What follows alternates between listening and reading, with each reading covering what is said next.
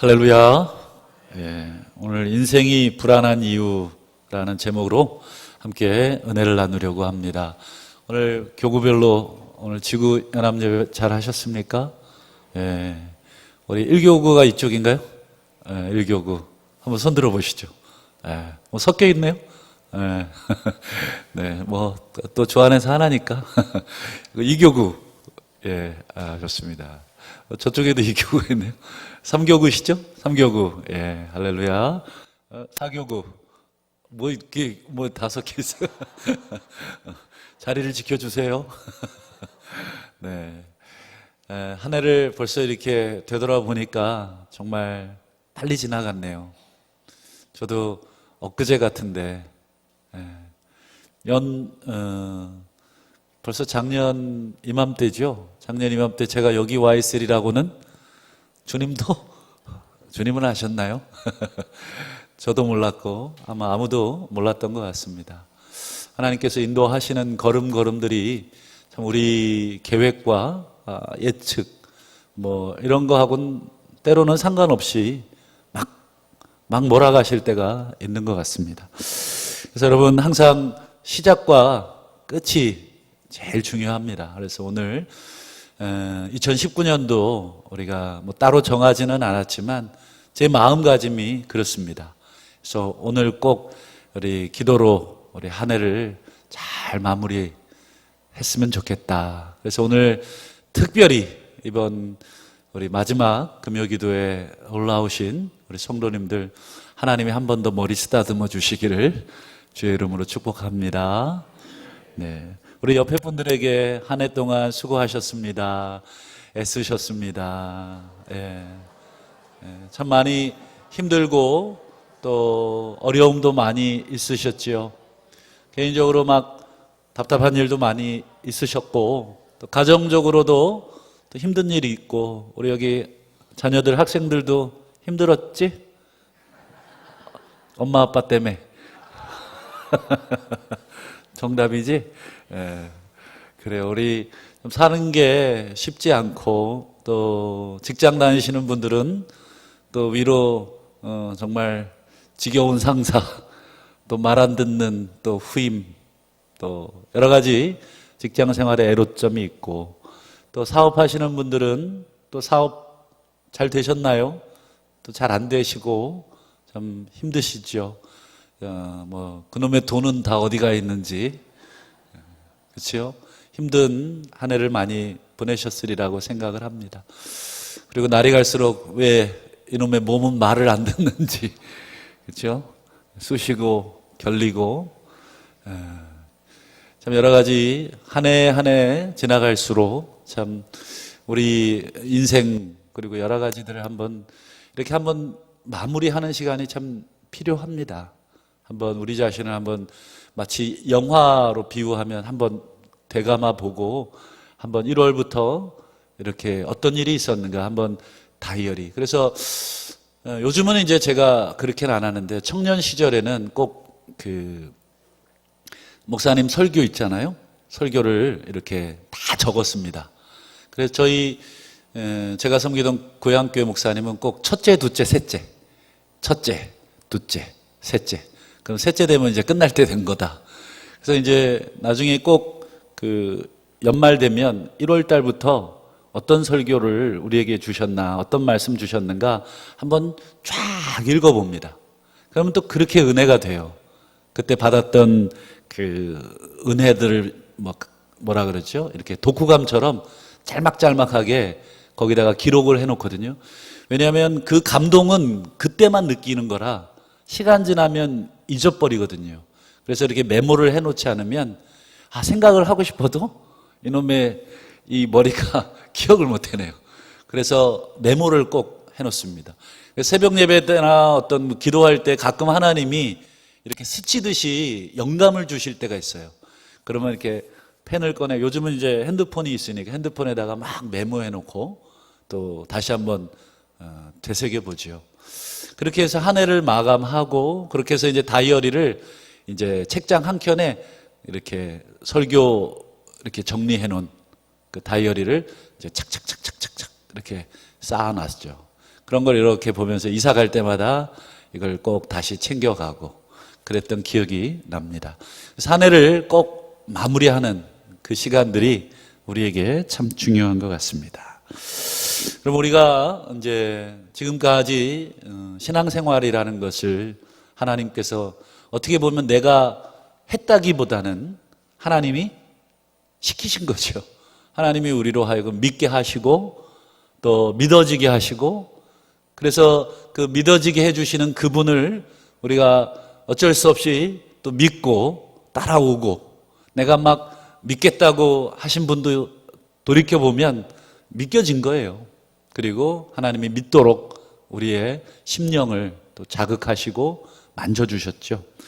여러분, 우리가 신앙인으로서 어떻게 보면 살아가는 삶을 신앙생활이라고 하지 않습니까? 여러분, 신앙생활을 왜 하나 이렇게 가만 되돌아보니까 여러 가지 좀 이유가 있습니다. 신앙생활을 왜 하는가? 뭐 조금 더 범위를 넓히자면, 여러분, 이 세상 사람들도 나름의 신앙생활을 하고 있더라고요. 그들 나름의 종교를 가지고 지내죠. 그들 나름의 어떤 신념, 믿음, 이런 걸 가지고 살아요. 제가 이제 꽤 오래됐는데 우리 불교계 얘기해도 되겠죠? 참고로 불교계의 뭐 그쪽 세계에서는 큰 스님, 우리 법정을 많이 들락날락 하셨던 그 스님이 한 분 계시죠? 법정 스님이라고. 웃어주시라고 했는데 찌려보시니까 죄송합니다. 이런 거 한 이틀 있다가 웃기는 조크라서 집에 가시다가 웃기실 겁니다. 법정 스님이 이제 뭐 쓰셨다 그래야 될까요? 그 책이 한 권 있어요. 예, 벌써 읽어보셨죠? 예. 그래서 뭐 불티나게 팔려서 저도 절판되기 전에 하나 사놓으려고 서점에 가서 이제 하나 사놨죠. 그래서 이제 쭉 뭐 읽어보니까 그분이 이제 썼던 그 여러 가지 이제 그냥 간간히 쓴 글들인데, 그 중에 하나 보니까 그분은 어떤 것에서 행복을 찾는가, 물론 뭐 여러 가지 행복이 있으셨겠지만 거기 보니까 그런 내용이 나와요. 자기가 이런 난을 하나 선물을 받았답니다. 난을. 근데 이 난을 키우는 재미가 있대요. 그 재미를 아직은 잘 모르지만 이렇게 물 주고 닦아주고 뭐 이렇게 하면서, 근데 어디 먼 곳을 여행하실 일이 있었는데 이 여행을 갔다가 뭔 생각이 났냐면 이놈의 난 생각이 나서 자칫 난이 죽을까 봐 그렇게 노심초사 막 끙끙 염려하고 있더랍니다. 자기가 왜 이렇게 염려했는가 이렇게 보니까 원인을 찾아보니까 이놈의 난이 문제였대요.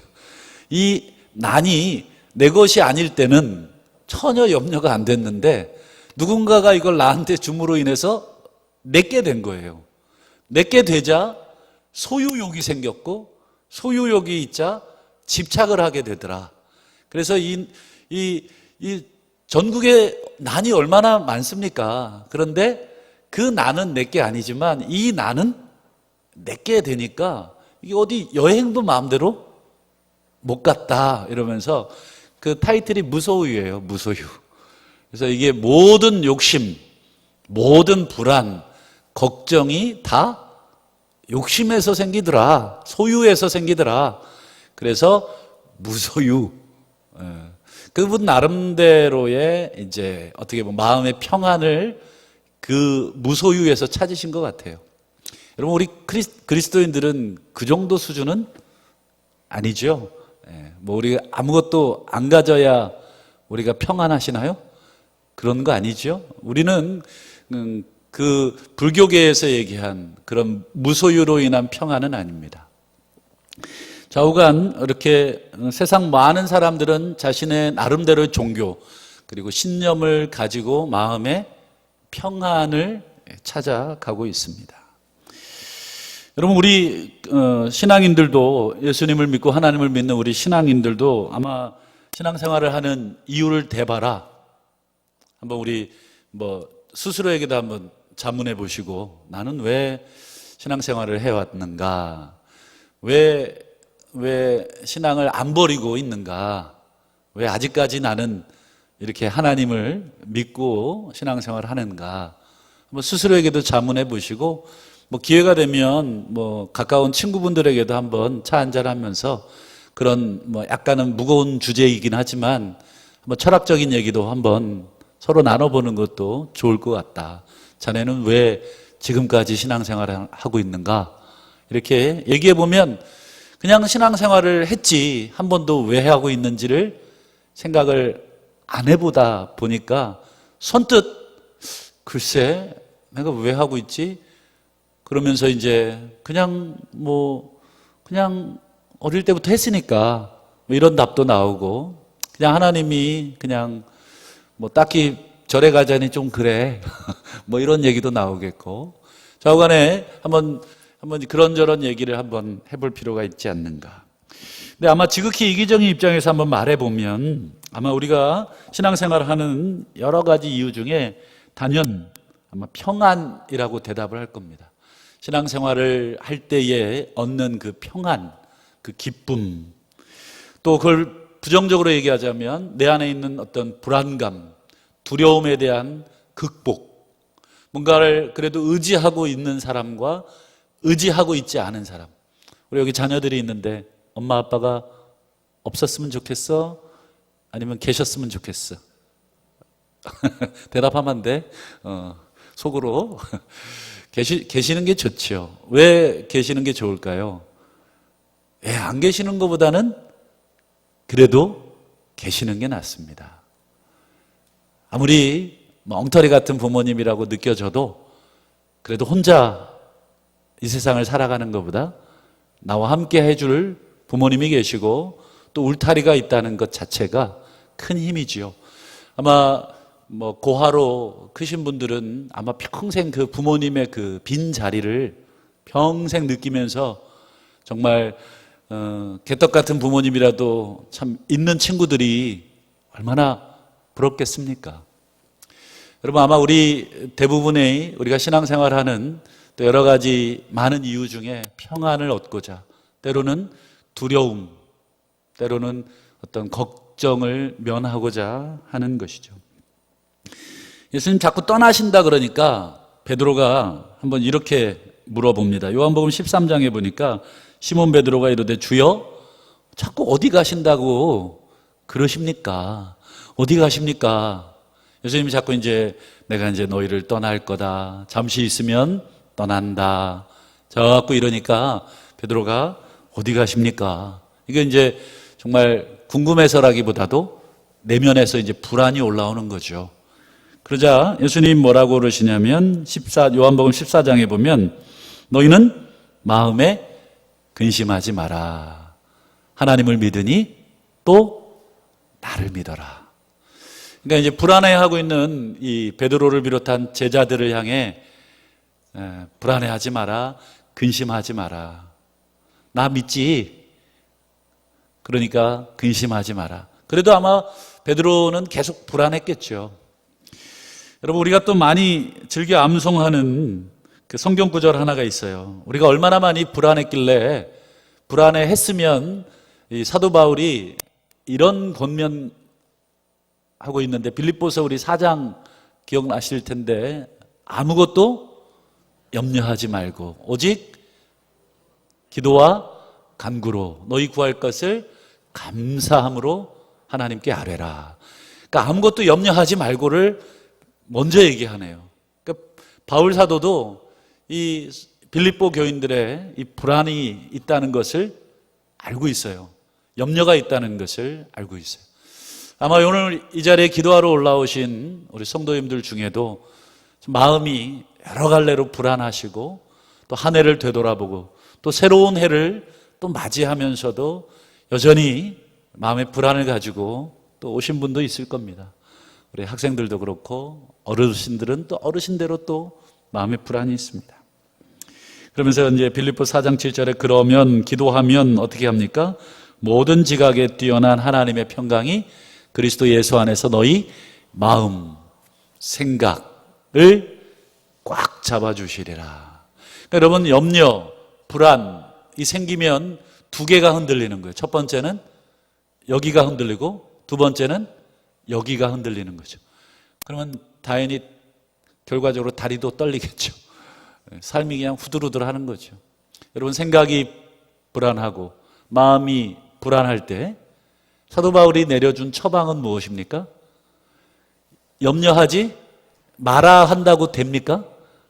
그게 잘 안 돼요. 걱정하고 있는 사람한테 야, 걱정하지 마 이런다고 해결이 되나요? 그 다음 게 더 중요하죠. 염려하지 마라, 걱정하지 마라. 그 다음 뭐 해야 돼요? 그렇죠. 그 염려와 불안의 그 공간을 다른 걸로 채워야 되는 건데 그게 무엇이에요? 예, 그렇죠. 기도와 간구 그리고 감사함으로 아뢰는 그 감사로 기도를 채울 때 불안과 염려는 그거와 어떻게 됩니까? 서로 비례해서 반비례하겠죠. 반비례해서 이게 커지면 이게 작아지는 거죠. 그래서 여러분, 어떤 것들이 내 마음을 가득 채우느냐? 결국 인생의 불안, 염려 이것들은 전부 다 뭐가 많아져서가 아니라 뭐가 부족해져서인가 하면 그렇죠. 기도와 간구와 감사가 부족해진 결과입니다. 사도 바울이 그거에 대해서 정확한 진단을 우리에게 내려주고 있습니다. 여러분, 우리 기도에 대한 오늘 사도 바울의 얘기도 있지만 여러분, 우리도 예수를 믿어 구원을 받았고 또 하나님을 믿고 우리가 오늘 이 자리에도 기도하러 올라오시는데 여전히 근심이 있고 여전히 불안이 있지요. 어떻게 보면 우리 삶 전체가 사실은 불안을 제외하고는 참 이야기하기 어려운 그런 거예요. 아무리 건강해도 이거 너무 내가 건강해서 불안한 사람이 있고 또 돈을 잘 벌면 잘 버는 대로 또 불안해 하시더라고요. 그렇죠? 많이 안 벌어보셔서 사실은 모르지만 또 그런 불안이 있어요. 또 초고속으로 막 승진하면 또 승진하는 대로 또 불안해해요. 그러니까 여러 가지 우리가 다 가지고 있다고 느끼는데도 늘 우리의 머리는 앞일을 생각하고 계속 한 단계 앞질러 가죠. 그래서 불안을 계속 우리가 쌓아두는 거죠. 결국 여러분, 우리가 왜 불안하고 왜 걱정하느냐, 여러 가지 이유가 있지만 그 안에 이렇게 한번 파서 이렇게 한번 내면까지 이렇게 캐서 들어가 보면 결국 거기에는 믿음의 차이가 이렇게 또아리를 틀고 있다는 것을 보게 돼요. 여러분, 성경에도 여러분 믿음의 차이가 있다는 거 우리에게 말씀해 주고 있죠. 여러분 기억하실지 모르겠는데 수로보니게 여인 마태복음 15장 기억하시죠? 마태복음 15장을 한번 보시면 이에 예수께서 대답하여 이르시되 여자여 내 믿음이 크도다. 이 이방 여인이거든요. 그러니까 두로와 시돈 지역, 지금의 이제 레바논 지역인데요. 지금의 이 레바논 지역의 이 가나안 여인, 수로보니게 여인이 자기의 딸이 흉악히 귀신 들려서 예수님께 고쳐주시기를, 그때 예수님이 자녀의 떡을 취하여 개들에게 던지는 것이 마땅치 않다. 얼마나 모독적 발언입니까? 이 개야, 너는 개고, 이건 자녀들에게 줄, 즉 나의 자녀들에게 줄 떡이야. 이런 식으로 비유해서 말하는데, 여러분 자존심 안 상할 사람이 어디 있습니까? 그럼에도 불구하고 뭐예요? 개들도 주인의 상에서 떨어지는 그 부스러기를 먹지 않습니까? 저는 당신이 말한 대로 개입니다만 그 부스러기 은혜라도 주십시오. 그때 예수님이 깜짝 놀라셨는지 이렇게 얘기하시죠. 여자여 내 믿음이 크도다. 어떻게 보면 이런 믿음도 있고 또 반대의 또 믿음도 있죠. 베드로가 막 무리로 막 걷다가 이 파도가 확 치는 걸 보고는 어떻게 해요? 두려워서 빠져가죠. 그때 예수님 뭐라 그래요? 마태복음 14장 31절에 손을 내밀어 그를 잡으시며 이르시되 믿음이 작은 자여 왜 의심했느냐. 그러니까 예수님 보고 똑바로 갈 때의 그 믿음이 순간 환경의 파도, 환경이 확 바뀐 거잖아요. 근데 그 전에도 사실은 파도는 있었어요. 예수님 보고 걸어갈 때도 파도가 막 치는 상황에서 걸어갔단 말이에요. 그런데 어떻게 된 거예요? 파도를 보니까 갑자기 두려움이 엄습하는 거죠. 여러분, 우리도 신앙생활 잘 하다가 사실 우리가 환경에 의해서 누가 던진 한마디, 그 다음에 어떤 환경의 변화에 의해서 여러분 우리가 곤두박질 쳐가는, 우리가 막 끝없는 물속으로 막 들어가는 그 경험들, 야, 이게 무슨 일인가 싶을 정도로 오늘 베드로는 물 위를 걷다가 갑자기 물속으로 기어 들어가는, 정말 불과 같은 공간에서 같은 시간대에 똑같은 사람이라고 믿기 어려운 그런 일을 베드로가 지금 두 개를 다 보여주고 있어요. 사실 우리도 똑같습니다. 막 힘있게 막 믿음으로 막 나가다가도 그냥 꼬꾸라져서 또 들어가지 않습니까? 그래서 그 베드로를 향해 믿음이 작은 자여 왜 의심하였느냐. 참 야속하죠. 예수님이 이런 책망이 사실은 야속하지만 어쨌든 우리의 모습을 베드로가 잘 보여주고 있어요. 심지어 여러분 예수님까지도 놀라게 만든 믿음도 있습니다. 여러분 그 이방인 로마의 백부장, 수하의 100명을 거느리고 있는 백부장, 여러분 뭐라고 누가복음 7장에 보시면 이렇게 예수님 얘기합니다. 예수께서 들으시고 그를 놀랍게 여겨 돌이키사 따르는 무리에게 이르시되 내가 너희에게 이르노니 뭐라고 그래요? 이스라엘 중에도 이만한 믿음은 만나보지 못했다. 그러니까 예수님도 깜짝 놀라키는 믿음. 뭐라고 이방인이 했길래요? 리모컨으로만 말씀해 주십시오. 뭐 오실 거 있습니까? 그냥 원격으로 지시만 해 주십시오. 그러면 낫겠습니다. 저도 내 수하에 부하들이 있어서 이더러 이렇게 하라 그러면 이가 이렇게 하고 저렇게 하라 그러면 저렇게 합니다. 내가 뭐 직접 가지 않아도 내 말 한마디면 그냥 째깍. 참 이 군인들이 그런 면에서 참 어떤 면 순종을 참 잘하잖아요. 단무지, 단순 무식하고 뭐 죄송합니다. 우리 군인들 계신지 모르겠어요. 충성스럽죠. 네. 충성스럽잖아요. 그죠? 딱 명령 내리면 그냥 앞뒤 재지 않고 그냥 딱. 그러니까 이 백부장도 아마 이 로마의 군기가 얼마나 또 강력합니까? 그러니 아마 예수님을 향해 그렇게 얘기했던 것 같습니다. 참, 이 성경에도 보면 다양한 종류의 사람들의 믿음의 반응들. 아마 하나님이 오늘 우리 2019년을 마무리하면서 오늘 기도의 자리에 각자의 모양대로 지금 다 올라와 계시지만 오늘 우리 각자의 믿음을 당신의 저울에 한번 이렇게 달아보시면 여러분 수로보니게 여인과 같은 그런 믿음인가, 아니면 베드로와 같이 이 천국과 지옥을 막 왔다 갔다 하는 그런 믿음인가, 아니면 백부장처럼 정말 이 돌쇠 같은 그런 믿음인가.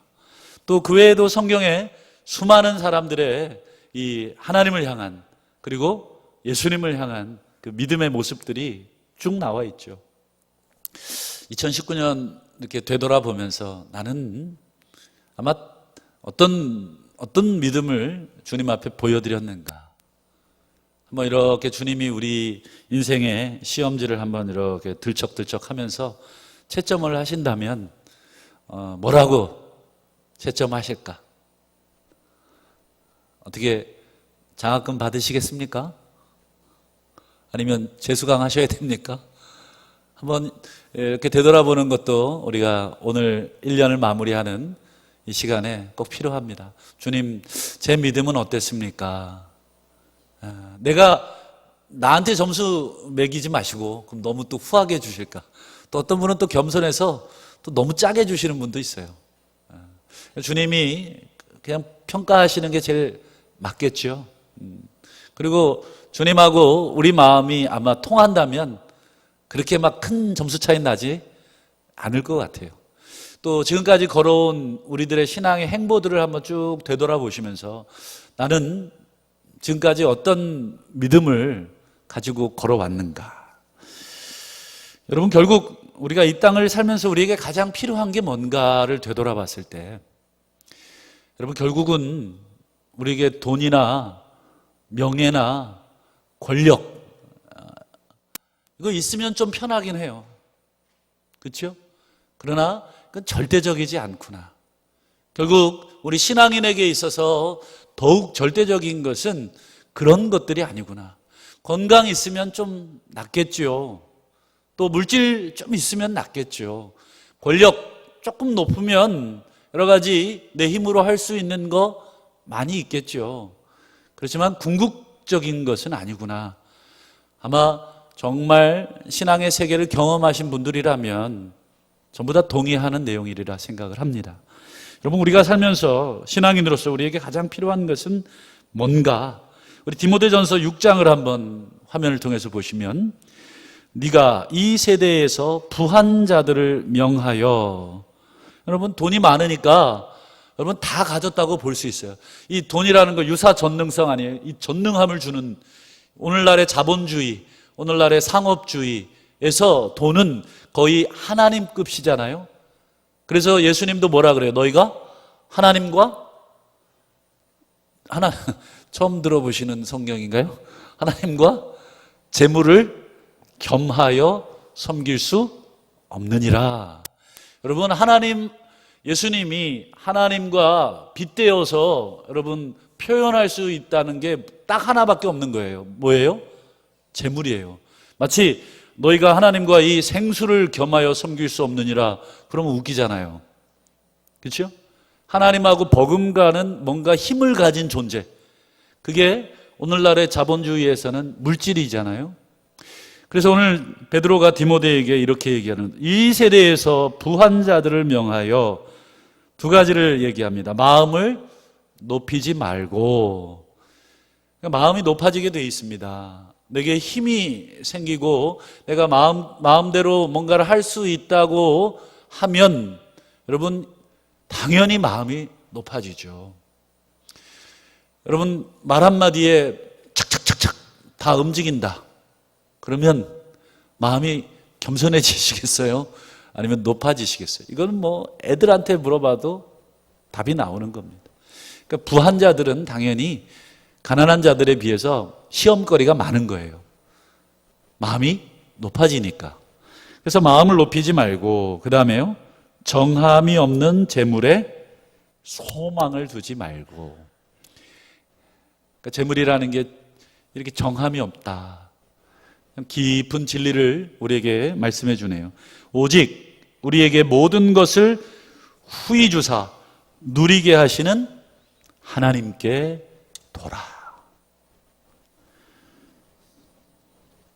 여러분, 결국 오늘 디모데전서 6장에 바울이 디모데에게 권면한 것처럼 재물, 그로 인한 명예, 그로 인한 권력, 그로 인한 인맥, 여러분 돈을 가지면 이 모든 게 다 따라옵니다. 내가 원하지 않아도 수많은 사람들이 나에게 달라붙고 수많은 사람들이 저에게 의지하고 그렇게 됩니다. 이 모든 것 다 갖췄어도 결국 여러분 우리가 두어야 할 소망은 하나님이다. 결국 하나님을 기쁘시게 하는 삶은 뭐냐? 뭐가 하나님을 기쁘시게 하는 거냐? 하나님은 어떤 걸 가지고 있는 사람을 기뻐하시느냐? 이 질문과도 같겠죠.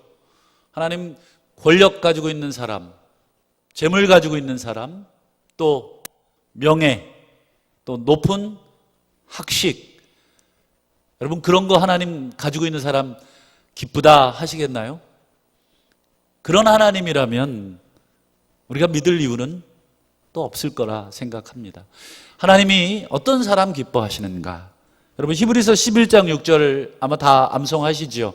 믿음이 없이는 하나님을 기쁘시게 할 수가 있습니까? 없습니까? 없습니다. 그래 히브리서 11장 6절에는 믿음이 없으면 하나님 기쁘게 못한다. 결국 하나님이 가장 기뻐하는 자는 누구예요? 자기에 대한 믿음을 가진 자. 근데 그 믿음이라는 게 뭐예요? 날마다 요동을 치지만 그 요동치는 것이 한 해 한 해 시간이 지날수록 그 요동치는 게 좀 줄어야 되겠죠. 여기서부터 저까지 막 롤러코스터처럼 막 요동치는 게 아니라 조금씩 한 해 한 해 지날수록 조금 낮아지고 그 다음 또 낮아지고 다음에는 어떻게 돼요? 어떠한 상황이 와도 평안한 것입니다. 그것은 결국 여러분 하나님과의 관계 속에 여러분 시간이 지날수록 여러분 그 관계 속에 있는 사람이 그것을 경험하게 됩니다. 그 사람을 하나님이 뭐라 그래요? 기뻐하신다. 여러분 아브라함이 이삭을 몇 살에 드리나요? 100살에 낳고 그렇죠? 이삭이 몇 살쯤 됐어요? 나이는 안 나오죠. 대략 뭐 10대라고 보면 그렇죠? 10살은 좀 그렇고 15살 잡으면 그렇죠? 한 115세가 되겠나요? 그러면 아브라함이 처음 하나님을 믿은 게 몇 살이에요? 성경에 그런 것도 나오나요? 75세. 75세에서 여러분 갈대아 우르에서 하나님의 부름 받아서 떠나잖아요. 그게 신앙의 시작이잖아요. 그러니까 115에서 75를 빼면 수학이 산수가 안 돼가지고 그렇죠. 40. 아브라함이 하나님 안지 40년 만에 뭐를 드려요? 이삭을 드리잖아요. 이삭을 바쳐라 했을 때 여러분 아브라함의 마음이 어땠을까요? 어떤 사람은 막 요동쳤다 뭐 어쩌다 성경에 나오질 않아요. 그냥 아브라함은 한마디도 없어요. 그냥 한마디도 없이 행동으로 다 그냥 가요. 그거 보면서 아브라함이 어땠을까? 지금 아브라함에겐 큰 시험이 닥친 건데 아브라함이 그냥 어떤 말도 없어요. 어떤 변명도 없어요. 그냥 갑니다. 모리아산으로 그냥 가요. 그리고는 진짜 바치려고 해요. 막 이렇게 신용 내면서 하늘도 한번 쳐다보고 이쯤 되면 하나님 나타나가지고 내 팔을 한번 잡으셔야 될 텐데 왜 안 잡으시나 뭐 이 생각하지 않고 그냥 내려 치려고 했겠죠. 저는 그렇게 믿습니다. 나중에 기회가 되면 그 창세기 22장의 내용을 한번 말씀을 같이 나눴으면 좋겠는데 여러분 아브라함은 정말 죽이려고 그랬어요. 정말로 죽이려고 그랬어요. 뭐가 있었을까요? 아브라함 안에 하나님에 대한 믿음이 있어서 죽이려고 그랬던 건데 그러니까 아브라함도 여러분 믿음이 완성이 되는 거 한 40년 걸리는 거예요. 여러분 이스라엘 백성이 가나안 땅으로 여러분 들어왔지만 여러분 몇 년 만에 들어오게 됩니까? 가나안 땅에? 대충 계산해 보면 440년 만에 들어오는 거예요. 400년 동안 애굽에서 종살이 하죠. 뭐 어떤 성경은 430년이라고도 하고 뭐 넉넉히 그냥 400년으로 하겠습니다. 400년 치고 광야 몇 년 굴렀습니까? 40년 굴렀죠. 그러니까 440년 뭐 길게는 470년 여러분 거의 500년 만에 여러분 가나안 땅에 들어온 거예요. 그러니까 500년 만에 이게 거의 얼마나 긴 세월입니까? 500년.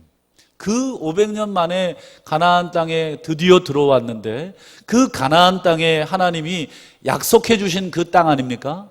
그 땅에 들어왔는데 그 땅에서 이스라엘 백성이 무엇을 못 누리냐면 샬롬을 못 누립니다. 그게 뭐예요? 평안. 평안이 없어요. 하나님이 500년 만에 드디어 보낸 그 땅, 그 젖과 꿀이 흐르고 아브라함 때부터 이삭과 야곱 모든 조상에게 너희에게 주리라 한 그 땅에 드디어 왔는데 그 땅에 들어와서 평안이 없어요. 전쟁, 불안. 왜 여러분 이스라엘 백성이 그 약속의 땅에서 젖과 꿀이 흐른다는 그 땅, 하나님이 주시는 그 땅에서 왜 평안이 없느냐? 아까 우리 서두에도 나눴지만 근본적으로 이렇게 캐 들어가면 하나님에 대한 믿음이 없기 때문에 그랬습니다. 여러분 사사기 2장 2절을 한번 화면을 통해서 보여드리죠. 너희는 그 땅의 주민과 언약을 맺지 마라. 이게 이제 가나안 땅에 들어가서 하나님이 주시는 명령이잖아요. 가나안 민족 그 땅에 그 족속들과 어떤 화친이나 언약 맺지 마라. 그리고요, 그들의 제단을 헐어라. 제단이니까 신에게 바치는 제물을 드리는 거니까, 즉 그들의 신을 섬기지 마라. 너희가 내 하였거늘 너희가 내 목소리를 듣지 아니하였으니 어찌하여 그리하였느냐. 결국 가나안 땅에 들어가서 여러분 하나님의 목소리를 듣지 않았다. 그래서 하나님 목소리를 안 듣고 어떻게 했냐. 2장 11절도 화면을 통해서 한번 보여드리면 같이 한번 읽어보시죠. 시작. 이스라엘 자손이 여호와의 목전에 악을 행하여 바알들을 섬기며. 여러분 하나님 목소리를 안 듣고 그들의 신, 가나안 지역의 신인 바알을 여러분 섬기기 시작했네요. 또 그 뒤에 나오는 12절도 똑같아요. 12절도 보시죠. 애굽 땅에서 그들을 인도하여 내신 그들의 조상들의 하나님 여호와를 버리고 다른 신들, 곧 그들의 주위에 있는 백성의 신들을 따라 그들에게 절하여, 이렇게 되어 있어요. 13절도 똑같습니다. 곧 그들이 여호와를 버리고 바알과 아스타롯을 섬겼으므로. 그러니까 사사기 2장 11절, 사사기 2장 12절, 사사기 2장 13절, 여러분 절수만 바뀌었지 사실은 내용은 같은 내용을 3번 쓰고 있는 거예요. 여호와를 버리고 다른 신을 쫓았더라. 여호와를 버리고 다른 신을 쫓았다. 여호와를 버리고 다른 신을 쫓았다. 그러니까 이 성경 기자가 3번이나 얘기하는 거예요. 여러분 한 번 얘기해도 되는데, 그렇죠? 1절만 얘기해도 되는데 3절이나 똑같은 걸 얘기합니다.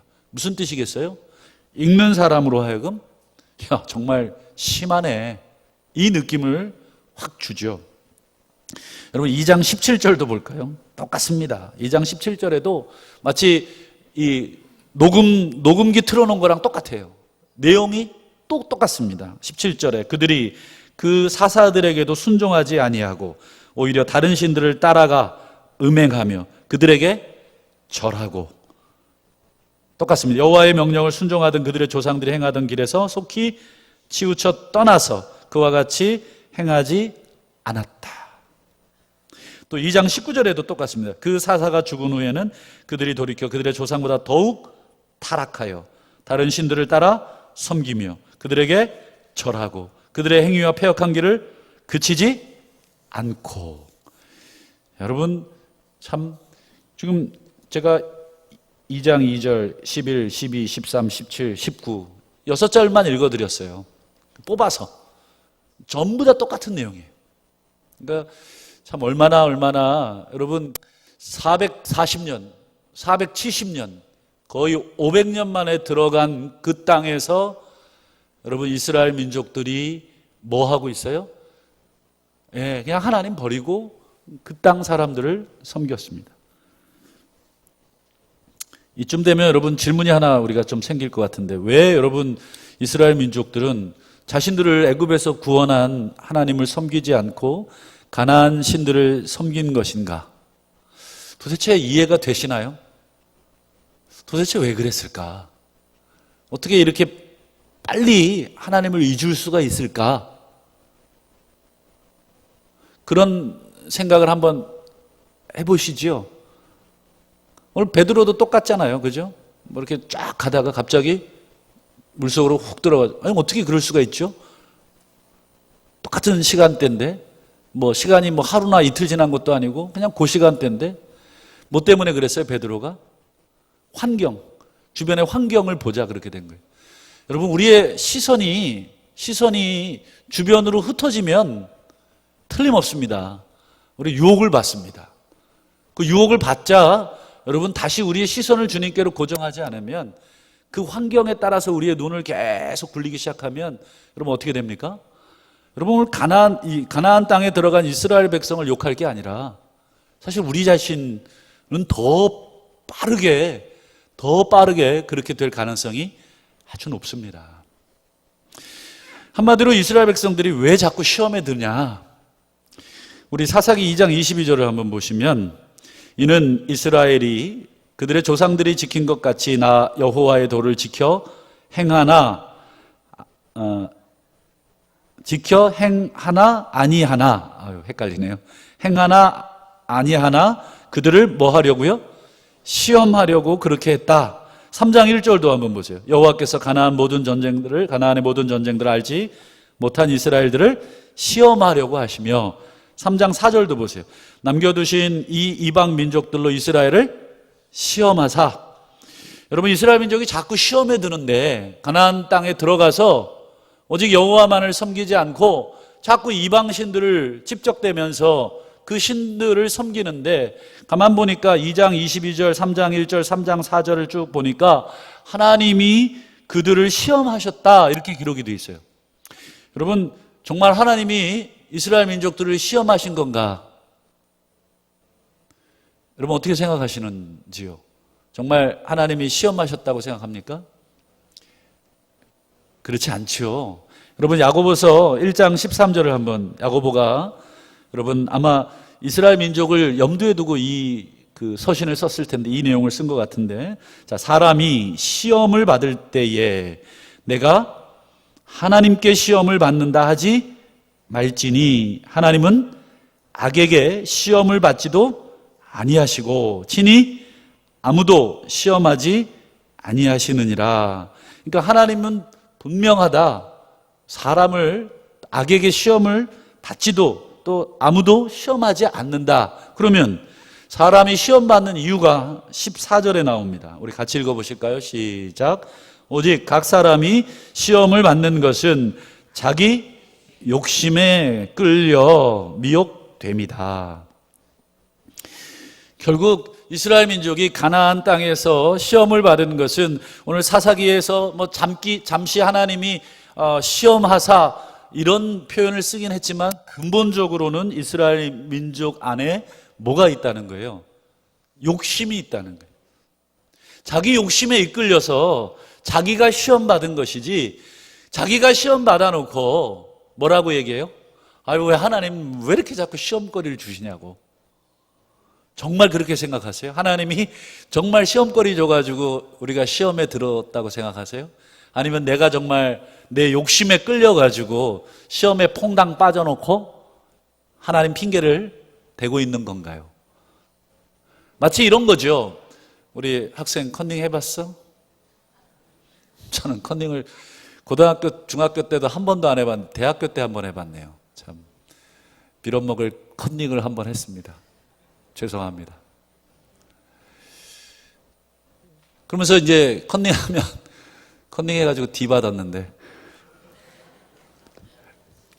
하지나 말걸.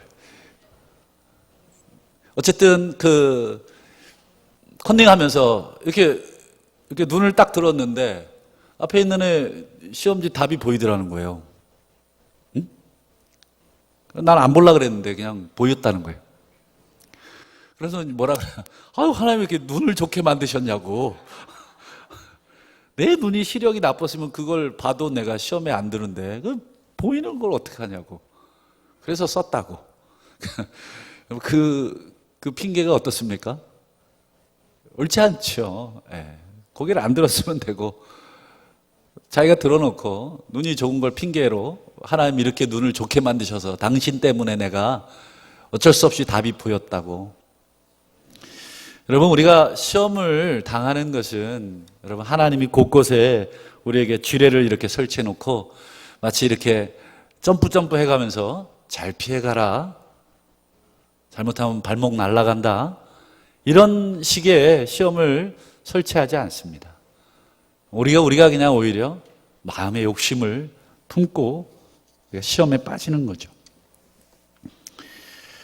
그러니까 여러분, 이스라엘 민족이 가나안 땅에서 적과 꿀이 흐르고 하나님이 약속해 주신 그 가나안 땅에서 자꾸 시험에 빠지는 것은 하나님 때문이 아니라 자기 욕심에 끌려 미혹된 결과입니다. 그래서 여러분 가만 보시면 그 증거 중에 하나가 사사기 3장 5, 6절인데요. 오늘 읽은 본문이죠. 우리 그러므로 이스라엘 자손은 어디에 거주하냐면 가나안 족속, 헷 족속, 아모리 족속, 브리스 족속, 히위, 여부스 족속 그 가운데 거주한다고 되어 있습니다. 어디에 거주해요? 그 가운데 거주해요. 즉 주변에 전부 다 뭐예요? 이방 족속 사이에 그 가운데 거주하는 거예요. 어떻게 보면 시험거리들이 쫙 포진되어 있다고 볼 수 있죠. 그런데 여러분 그 이어지는 3장 6절 상반절을 보세요. 그들의 딸들을 어떻게 했어요? 아내로 맞았습니다. 또 자기 딸들을 그들의 아들에게 줍니다. 그러니까 결국 여러분 이스라엘 민족이 가나안의 7 족속 가운데 거주하면서 여러분 결국 뭘 선택한 거냐면 쟤네들 딸을 보니까 너무 아내 삼고 싶고 며느리 삼고 싶고 아들 보니까 남편 삼고 싶고 사위 삼고 싶은 거죠. 보니까 저들하고 근데 여러분 단순히 예뻐서 멋있어서 결혼했을까요? 여러분 결혼이라는 게 역사 속에서 여러분 어떤 방식으로 많이 쓰이던가요? 정략 결혼 들어보셨죠? 화친. 저쪽 집안과 우리 집안이 결혼으로 묶이면 최소한 뭐가 돼요? 그렇죠. 적이 되지는 않고 편이 되죠. 설마 내 딸 준 집안을 내가 치겠습니까? 내 아들 보낸 집안을 내가 치겠습니까? 최소한 화친을 맺어서 어떻게 하는 거예요? 내 삶의 안정성을 보장하는 거예요. 그래서 여러분 예전에 사대부들 누구랑 꼭 자기 자제들을 결혼시켜요? 같은 레벨의 권력층하고 시키죠. 설마 저 밑에 농사꾼의 딸을 데려오거나 아들을 데려오면 절대 결혼 안 시킵니다. 둘이 죽었다 깨나도 사랑한다고 아무리 혀를 물어도 물으라 그러지 절대 결혼 안 시킵니다. 그러니까 자기들에게 도움이 되기 때문에 결혼을 하는 거예요. 단순히 신랑감이 없고 신부감이 없어서 하는 게 아닙니다. 그러니까 이스라엘 백성이 그 땅 가운데 살면서 하나님과 여러분 화친을 맺어야 되는데 실제로 눈에 보이는 권력은 누구예요? 저 사람들이 그 땅을 지배하고 있어서 저 사람들하고 내가 사이가 좋아야 된다. 그래서 내 딸도 주고 아들도 주고 그쪽 딸도 데려오고 아들도 데려오는 거예요. 다 정략적 결혼입니다. 정략적인 야합이죠. 그리고 여러분 또 그 뒤에 사사기 3장 6절 하반절 보실까요? 또 뭐를 섬깁니까? 신들을 섬깁니다. 여러분 왜 섬길까요? 그 신들을. 여호와도 신이고 가나안의 신들도 신인데 왜 가나안의 신을 섬기나요?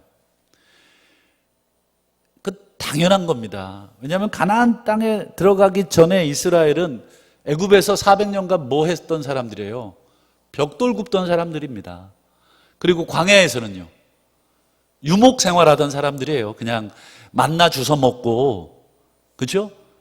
그 다음에 가축 고기나 먹고. 근데 가나안 땅 딱 들어가면 무슨 문화예요?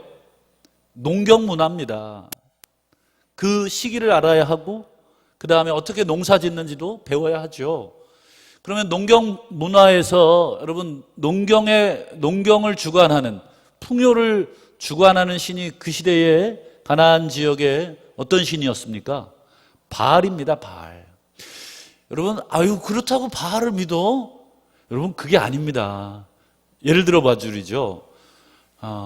여러분 자본주의 시대에 살고 있어요. 우리가 지금 자본주의 지금 속에 살고 있어요. 지금 마치 사사기 3장 5절 그들 가운데 거주하는 것처럼 우리가 자본주의 가운데 거주하고 있는데, 여러분 자본주의는 뭐를 최고의 가치로 칩니까? 자본이죠. 말 그대로 돈 아닙니까? 여러분 그까지 돈 이러겠지만 여러분 그 가운데 살면 뭐예요? 그 돈이 신이 되잖아요. 여러분 바알, 우리가 쉽게 지금은 우리가 막 거부할 수 있을 것 같지만 여러분 그 시대로 우리가 들어가 살면 바알은 거부할 수 없는 존재입니다. 왜냐하면 농사를 주관하고 농경을 주관한다고 모든 사람들이 다 믿고, 그리고 곳곳에 바알의 신당으로 가득했어요. 그리고 바알과 연관해서 어떤 사업을 하지 않고 바알과 연관해서 어떤 일을 하지 않으면 먹고 살 것이 막막한 곳이 가나안 땅이에요. 강력한 바알의 세계입니다. 여러분 우리가 뭐 학벌, 우리 대한민국 뭐 다 욕하지만 사실은 우리들도 똑같지 않습니까? 학벌이라고 하는 것에 우리가 자유롭다고 할 만한 신앙인이 얼마나 되겠습니까? 그저 조금 더 좋은 데 가면 좋지 않겠는가? 근데 내면을 깊이 들여다보면 사실은 그것 이상의 내 뭐가 있어요? 예, 이 사회를 살아가려면, 우리 애들을 이 사회에서 잘 살게 하려면 하나님 신앙만 내가 강조해서 어떻게 하겠는가 라고 하는, 좋게 얘기하면 사회적 인식이고 정말 심각하게 얘기하면 하나님에 대한 온전한 신뢰가 사실 없기 때문에 우리 애들 길을 쓰고 좋은 데 보내기 위해서 그렇게 하는 거 아닙니까? 그거를 사회에서 요즘 풍자해서 막 드라마도 막 스카이 뭐 캐슬 보셨나요? 어머니 저를 절대적으로 신뢰하셔야 된다고 참 표독스럽게 연기를 잘하더라고요. 감동을 많이 받았는데, 그 코디가 절대적 신 아닙니까? 대학을 들어가도록 만들기 위해서. 정말 저는 어디 별나라의 얘기인 줄 알았더니 그게 정말 그렇대요. 강남에 뭐, 여러분 얼마나 심각합니까? 여러분 그들의 신을 섬기는 것, 여러분 그건 거부할 수 없는 그 시대에 여러분 이스라엘 민족들은 여호와는 눈에 보이지 않습니다. 뭐 모양이라도 좀 만들어 놓으려 치면 하나님이 형상도 못 만들게 하시죠. 사람은 다 눈에 보이는 대로 영향을 받는데 하나님은 형상도 없죠. 그저 그냥 말씀으로 계속 명령만 되죠. 차라리 눈에 뭔가 보이는 걸 이렇게 깎아가지고 이렇게 섬기기라도 하고 금칠이라도 해놓으면 심리적으로 안정을 느끼는데 그렇지 않아요. 그러니까 가나안 땅에서 여러분 이스라엘 민족이 바알에게 홀라당 넘어간 것이 그렇게 우리가 쉽게 생각할 문제가 아닙니다. 우리 뭐 자본주의, 학벌주의, 이거 우리가 쉽게 생각할 성도가 어디 있습니까? 여러분 정말 쉽게 그렇게 우리 자녀들 또 우리 개인을 그렇게 생각할 수 있어요? 우리 학생 대답해봐. 하나님이 네 인생의 주인이시라고 확실히 믿지? 그래. 여기 나온 것 자체가 믿음이야. 열심히 해야 되지만, 그렇죠? 정말 그냥 열심히 해야 돼요. 근데 왜 열심히 해야 되냐면 내가 학생이니까 성적을 떠나서 열심히 해야 돼요. 그런데 그게 내 인생을 좌우지하리라고 믿어? 이게 대답을 잘해야 돼요. 여러분 성적, 대학교 학벌이 내 인생을 좌우지할 수 없습니다. 세상 사람들은 그거 가지고 나를 취업을 좀 잘 시켜주고 돈을 좀 더 주는 거죠. 그게 자본의 그 힘이에요. 그래서 우리를 유혹하지만 사실 근본적으로는 우린 그것에 우리의 인생이 있지 않다고 우리가 믿고 우리에게 주어진 대로, 그렇죠? 사는 것입니다. 가진 거에 만족하며 하나님을 섬기며 사는 것이 참된 신앙이라고 믿기에 우리가 막 다른 사람 목을 졸라가면서 돈을 더 벌지 않고 다른 사람 짓밟아가며 승진하려고 하지 않고, 그렇죠? 그렇게 사는 것이죠. 그래서 우리가 정말 이 가나안이라고 하는 이 세상 속에서 여러분 우리가 그들을 섬기지 않고 그들과 통혼하지 않는 것이죠. 여러분 그들이 가나안 땅에서 그렇게 섬겼을 때 어떤 결과를 맞는가? 마지막으로 우리 3장 8절을 볼까요? 여호와께서 이스라엘에게 진노하사 그들을 메소포타미아 왕 구산 리사다임의 손에 파셨으므로 이스라엘 자손이 구산 리사다임을 8년 동안 섬겼더니, 여기 재밌는 표현이 하나 나오죠. 뭐예요? 파셨다. 여러분, 사람이 무슨 물건인가요? 파시게? 그러니까 결국 하나님이 팔았다 하는 것은 뭐예요? 당신의 백성을 물건 취급하신 거죠. 한마디로 노예로 파신 것입니다. 여러분, 이스라엘 민족이 가나안 땅에서 다시 노예가 됩니다. 애굽 땅에서 노예가 돼서 나왔는데 광야 잠시 40년만 자유민으로 살고 다시 가나안 땅에서 또 뭐가 돼요? 또 노예가 된 거예요. 그러니까 위치만 바뀐 거예요. 애굽이라는 곳에서 가나안이라는 곳으로 이쪽에서의 노예나 이쪽에서의 노예나 그냥 위치만 바뀐 것입니다. 여러분, 이게 참 무슨 꼴입니까? 다시 노예가 됐습니다. 여러분, 오늘 이스라엘 민족의 역사를 보면서 여러분 한 해를 마감하면서 우리의 모습은 어떻습니까? 여러분, 우리가 그 은혜를 인하여 믿음으로 말미암아 무엇을 얻었습니까? 구원을 얻지 않았습니까? 여러분, 이 땅에서 여러분 우리를 죄로부터 우리를 구원해 하나님이 우리를 자유롭게 하셨습니다. 하나님이 우리를 이 세상과 죄악된 삶으로부터 해방시키신 것은 더 이상 죄의 노예로 불안에 떨며 살지 말라고 부르신 것입니다. 그런데 우리가 세상 사람들만큼, 아니 때로는 그보다 더 심하게 이 세상의 힘을 붙잡고 유지하려고 발부동 치며 살고 있기에 여러분, 우리가 이름만 성도지 얼마나 불안할 때가 많습니까? 여러분, 참 평안을 주시는 하나님을 믿고 조금 부족해도, 조금 힘이 없어도, 여러분 조금 못 살아도, 조금 내 몸에 병이 있어도, 조금 억울해도 여러분 하나님을 믿고 하나님의 다스림을 받고 하나님이 그렇게 살라고 우리를 구원하신 줄을 믿습니다. 근데 우리는 여전히 이 세상에서 이 세상 사람들이 섬기는 신들을 부러워하고 그들이 추구하는 것들에 미혹이 돼서 우리에게 주신 그 자유를 스스로 버리고 그들의 종이 되고 이 세상의 종이 되고 이 세상의 가치에 또 노예가 되고 있지는 않습니까?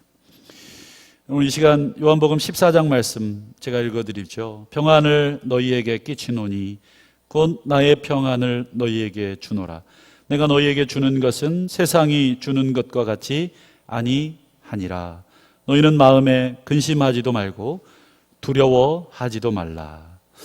여러분, 오늘 이 밤에 2019년 마감하면서 이 말씀 다시 한번 붙들면 좋겠다.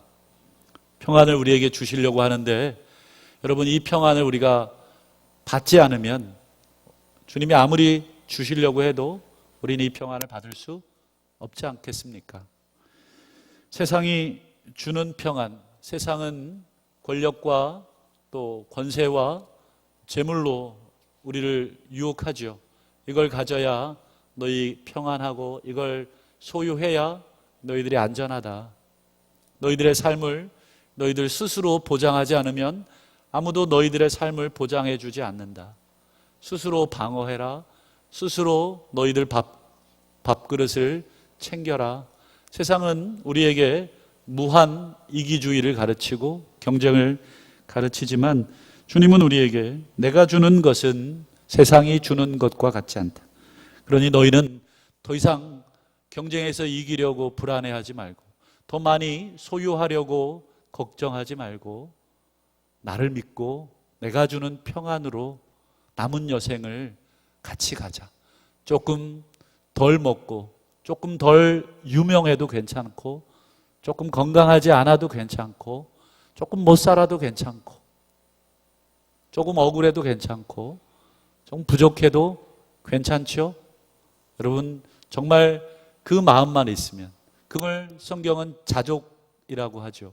자족하는 마음만 있으면 경건에 큰 유익이 있느니라.